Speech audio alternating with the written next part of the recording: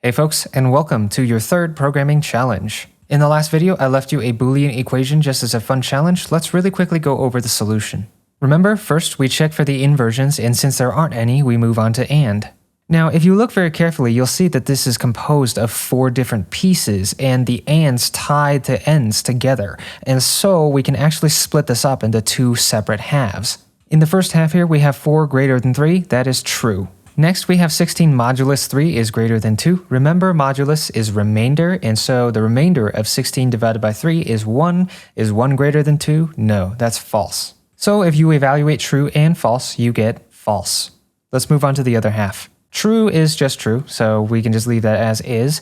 5, remember the double asterisk is power, right? So 5 to the power of 2 is less than 3 to the power of 3. So if you evaluate this, you should get 5 squared is 25, 3 to the power of 3 is 27. Is 25 less than 27? Yes, that is true. So finally, you get true and true, which is true.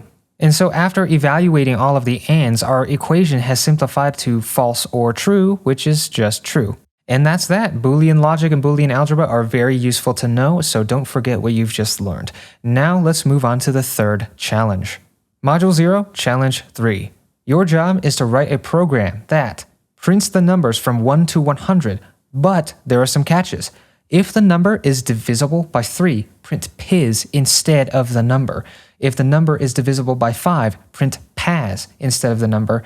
Finally, if the number is divisible by 3 and 5, print PizzPazz instead of the number. So you can see here in the example output, when I execute my program, it prints starting from 1, but then when it gets to numbers that are divisible by 3, such as 3, it prints Pizz instead of the number, 5 is replaced by Pazz, and then if you go down to 15, you can see the 15 is replaced by PizzPazz because it's divisible by 3 and 5. You're just going to keep doing this for all of the numbers all the way up to 100, and that is the example output of your solution.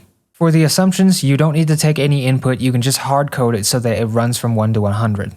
This problem applies almost everything you've learned so far except for type conversion because you don't need to convert anything in this problem. Good luck, don't overthink it, and I will see you in the solution video when you've given this a shot.